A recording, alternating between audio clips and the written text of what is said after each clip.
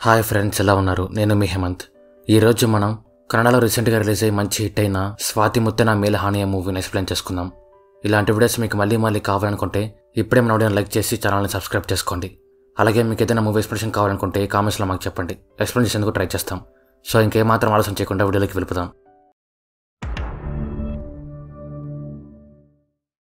ఇంకా main story విషయానికి వస్తే, ప్రేరణ ఒక హాస్పిటల్ ట్రస్ట్లో కౌన్సిలర్గా పనిచేస్తుంటుంది.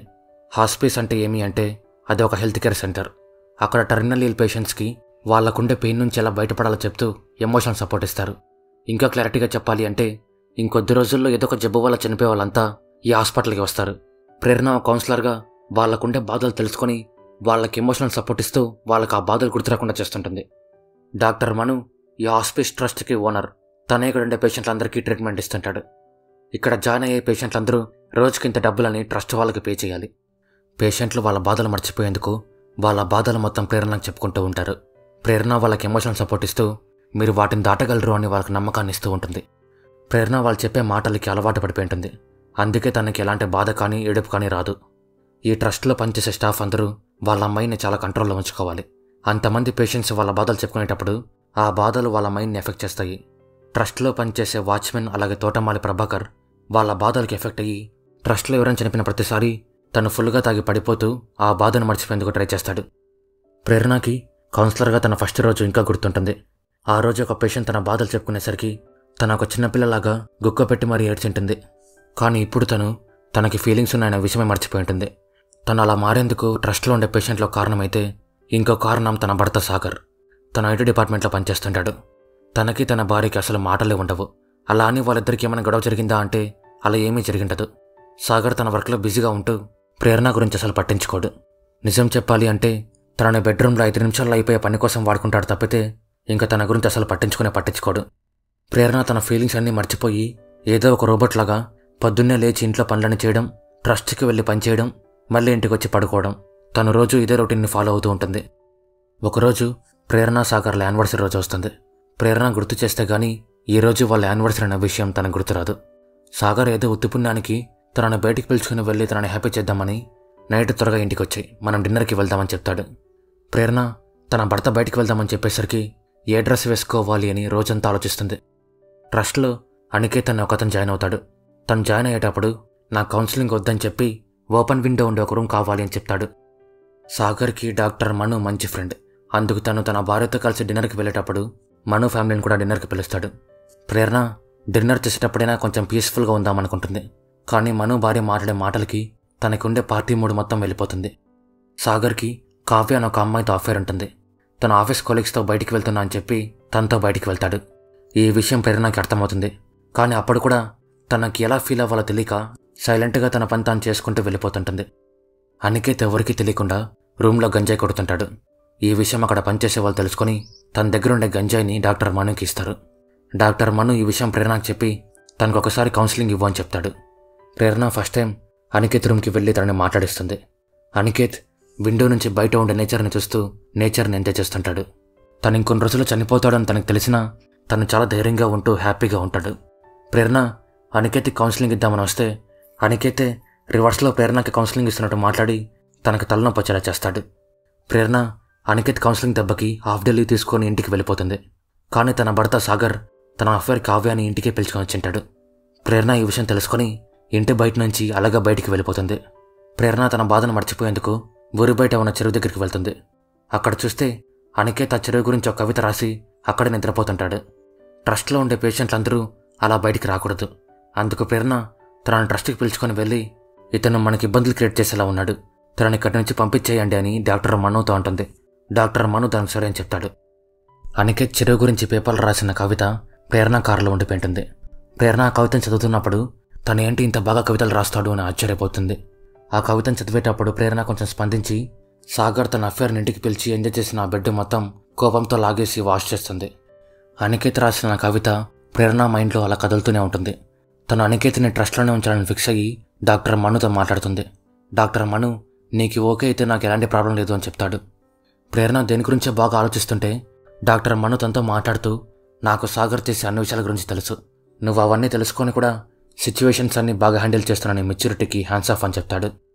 ప్రేరణ అనికేత్ ఇక్కడే ఉండని చెప్పి వెళ్ళిపోమని చెప్పినందుకు సారీ చెప్తుంది. అనికేత్ ప్రేరణతో మాట్లాడుతూ తను నవ్వేలా చేస్తాడు. అలా రోజు ఇద్దరు మాట్లాడుకుంటూ ఒకరి గురించి ఒకరు బాగా తెలుసుకుంటారు. అనికేత్ మాట్లాడడం స్టార్ట్ చేసినప్పటి నుంచి ప్రేరణలో చాలా మార్పు వచ్చింటుంది. తనకు కూడా అనికేత్ ఉండడం చాలా బాగా నచ్చుతుంటుంది. ఒకరోజు ప్రేరణ అనికేత్కి బాగా కనిపించాలి అని కొత్త సారీ కట్టుకుని మంచిగా రెడీ అవుతుంది. సాగర్ తనని చూసి షాక్ అయిపోతాడు. అనికేత్ ప్రేరణను చూసి నువ్వు ఈరోజు చాలా అందంగా ఉన్నావని కాంప్లిమెంట్ ఇస్తాడు. దానికి ప్రేరణ చాలా హ్యాపీగా ఫీల్ అవుతుంది. ఈ ట్రస్ట్లో ఒక అవ్వ తాత ఉంటారు. అవ్వకుండే జబ్బు వల్ల అవ్వ ఇంకొన్ని రోజులు చనిపోతుంది. తాత అవ్వ దగ్గరే ఉంటూ తనని బాగా చూసుకుంటూ ఉంటాడు. వాళ్ళిద్దరికీ 2 కూతుర్లు ఉంటారు. ఆ ఇద్దరు పెళ్లి చేసుకుని అత్త వాళ్ళ ఇంట్లో ఉంటారు. అవ్వకి జబ్బు రానంత వరకు అంతా బాగానే ఉంటుంది. కానీ ఒకసారి జబ్బు వచ్చిన తర్వాత అమ్మ నీ దగ్గర పెట్టుకో అంటే నీ దగ్గర పెట్టుకో అని ఇద్దరు కూడా పడడం స్టార్ట్ చేస్తారు. కనీసం ఈ ట్రస్ట్లో ఉండేందుకైనా డబ్బులు ఇస్తారనుకుంటే వాళ్ళు ఖర్చు పెట్టే ప్రతి రూపాయి వాళ్ళ భర్తలను అడగాల్సిన పరిస్థితి. అందుకే తాత వాళ్ళకుండి ఆస్తి మొత్తం అమ్మేసి అవ్వని ట్రస్ట్లో జాయిన్ చేస్తాడు. అవ్వ రోజు తను చనిపోతున్నా అని తెలిసినా కూడా బాధపడుతూ నేను చనిపోయిన తర్వాత నా భర్త ఎక్కడికి వెళ్తాడు అని బాధపడుతూ ఉంటుంది. ఆ తాతని వాళ్ళ కూతురు ఇద్దరు ఇంటికి రమ్మని పిలుస్తూనే ఉంటారు. కానీ తాత మాత్రం నా ఒంట్లో బలం ఉన్నంత వరకు నేను బయటే పనిచేసుకుంటా కానీ వాళ్ళ ఇంటికి మాత్రం వెళ్ళకూడదు అని గట్టిగా ఫిక్స్ అయింటాడు. తాతకి అవ్వ అంటే ఎంత ఇష్టం అంటే డాక్టర్స్ అవ్వ మిల్క్ ప్రోడక్ట్స్ తీసుకోకూడదు అని చెప్తే అవ్వ కోసం తాత కూడా మిల్క్ ప్రోడక్ట్స్ అన్ని తీసుకోవడం మానేసింటాడు. ప్రేరణ వాళ్ళ స్టోరీ మొత్తం తెలుసుకున్న తర్వాత నేను మా అమ్మకి ఏం కాకుండా చూసుకోవాలి అనుకుంటుంది. ప్రేరణ వాళ్ళ ఇంట్లో ఒక నందివర్ధనం చెట్టు ఉంటుంది. రోజు ఆ చెట్టు పూలన్నీ కింద పడేస్తూ ఇంటి కాంపౌండ్ మొత్తం కొంచెం గలీజేలా చేస్తుంటుంది. అందుకు ప్రేరణ ఇంట్లో ఉండే ఒక చెట్టును కట్ చేయాలి, వీలైనప్పుడు ఇంటికి రా అని ప్రభాకర్కి చెప్తుంది. ట్రస్ట్లో ఉండే ప్రతి పేషెంట్కి ట్రస్ట్ వల్ల ఒక చెట్టు ఇచ్చి వాళ్ళు చనిపోయేంత వరకు దాన్ని బాగా చూసుకోమని చెప్తారు. వాళ్ళకి మెంటల్గా కొంచెం రిలీఫ్ వస్తుందని ట్రస్ట్ వాళ్ళు దీన్ని చేపిస్తుంటారు. అనికేత్ నాకు నందివర్ధనం చెట్టే కావాలి అని అడిగి మరి తెప్పించుకుంటాడు. దానికి ప్రేరణ ఎందుకు నందివర్ధనం చెట్టు తెప్పించుకున్నావని అడుగుతుంది. దానికి అనికేత్ ఆ చెట్టు ఎవరి కోసమూ వికసించదు, ఎవరి కోసమూ తన పూలు వదిలేదు, అది తనకు నచ్చినట్టు బతుకుతుంది, అందుకే నాకు ఆ చెట్టు అంటే ఇష్టం అని చెప్తాడు. ట్రస్ట్లో పనిచేసే ప్రభాకర్ పేషెంట్లు ఎవరితో మాట్లాడ్డు. ఎందుకంటే ఇంకొన్ని రోజుల్లో చనిపోయే వాళ్ళతో ఎందుకు మాట్లాడాలి అని. ఈ విషయం అనికేత్ తెలుసుకొని మేము ఇంకొన్ని రోజుల్లో చనిపోతాం కాబట్టే నువ్వు మాతో మాట్లాడాలి అంటాడు. అనికేత్ చెప్పిన మాటలు విన్న ప్రభాకర్ పేషెంట్లతో మాట్లాడడం స్టార్ట్ చేస్తాడు. ట్రస్ట్లో ఉండే అవ్వ నొప్పికి తట్టుకోలేక అరుస్తూనే ఉంటుంది. ప్రేరణ అరుపులు విని తనకి పెయిన్ కిల్లర్ ఇంజెక్షన్ ఇవ్వండి అని డాక్టర్ మనుతో అంటుంది. దానికి డాక్టర్ మను వాళ్ళ నొప్పిని న్యాచురల్గా తట్టుకోవడం అలవాటు చేసుకోవాలి, మనం వాళ్ళకి పెయిన్ కిల్లర్స్ ఇస్తే వాళ్ళు దానికి అలవాటు పడిపోయి నెక్స్ట్ టైం నుంచి ఇంకా గట్టిగా అరుస్తారు అని చెప్తాడు. ప్రభాకర్ ప్రేరణ వాళ్ళ ఇంట్లో చెట్టు కొట్టేద్దామని ఇంటికి వస్తాడు. కానీ ప్రేరణ అనికేత్కి నచ్చిన చెట్టుని కొట్టేయకూడదు అని చెట్టుని కొట్టనివ్వదు. ప్రేరణ ప్రభాకర్ని ఇంట్లోకి పిలిచి ఫుడ్ పెడుతుంది. దానికి ప్రభాకర్ చాలా హ్యాపీగా ఫీల్ అవుతాడు. ప్రేరణ ప్రభాకర్ ఇద్దరు హాస్పిటల్కి వచ్చి చూస్తే ట్రస్ట్లో ఉండే అవ్వ చనిపోయి ఉంటుంది. తాత చాలా బాధపడుతూ తనని పిలుచుకొని వెళ్ళిపోతాడు. ట్రస్ట్లో ఉండే అందరూ బాధపడుతూ వాళ్ళు వెళ్తున్న అంబులెన్స్ని అలా చూస్తూ ఉండిపోతారు. ప్రభాకర్ ఆ బాధను మర్చిపోయేందుకు ఫుల్గా తాగిపడిపోతాడు. ప్రేరణ వాళ్ళ అమ్మ ఎప్పుడు ఇంటికి వస్తా అని చెప్పినా తను ఇక్కడ సంతోషంగా లేదన్న విషయం వాళ్ళ అమ్మకి తెలిసిపోతుంది అని ప్రేరణ వాళ్ళ అమ్మని ఇంటికి రానివ్వదు. కానీ ట్రస్ట్లో ఉండే అవ్వ చనిపోతానంటే ప్రేరణకి వాళ్ళ అమ్మాయికి గుర్తుకొస్తుంది. అందుకు తనకి ఫోన్ చేసి ఇంటికి రప్పిస్తుంది. సాగర్ ప్రేరణ వాళ్ళ అమ్మతో సరిగ్గా మాట్లాడకుండా ఏదో మాట్లాడించాలి అన్నట్టు మాట్లాడిస్తాడు.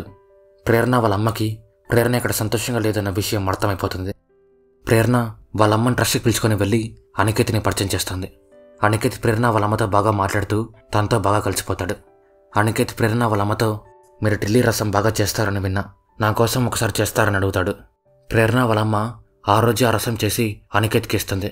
అనికేత్ ఆ రసం తాగి బాగుంది అని చెప్పేసరికి ప్రేరణ వాళ్ళ అమ్మ చాలా హ్యాపీగా ఫీల్ అవుతుంది. ప్రేరణ అనికేత్ని ప్రేమిస్తుంటుంది. తను ఈ విషయం వాళ్ళ అమ్మకి చెప్పి నేనేమైనా తప్పు చేస్తున్నానా అని అడుగుతుంది. దానికి వాళ్ళమ్మ ఒక పెళ్ళైన అమ్మాయి వాళ్ళ అమ్మకి క్వశ్చన్ అడగడం తప్పు, కానీ ఒక అమ్మాయిగా ఆలోచిస్తే మాత్రం మనం మన జీవితంలో సంతోషాన్ని మర్చిపోతాం, మనం ఆ సంతోషం కావాలి అని భర్తను అడగం, అలా అని వాళ్ళు కూడా మన మీద ప్రేమను చూపించరు అంటూ నువ్వు చేస్తున్న దాంట్లో ఏ తప్పు లేదు అని చెప్తుంది. నైట్ ప్రేరణ నిద్రపోతున్నప్పుడు ట్రస్ట్లో ఉండే స్టాఫ్ ప్రేరణకి ఫోన్ చేసి అనికేత్కి పెయిన్స్ వస్తున్నాయి, తను ఆ పెయిన్స్ని తట్టుకోలేకపోతున్నారు అని చెప్తారు.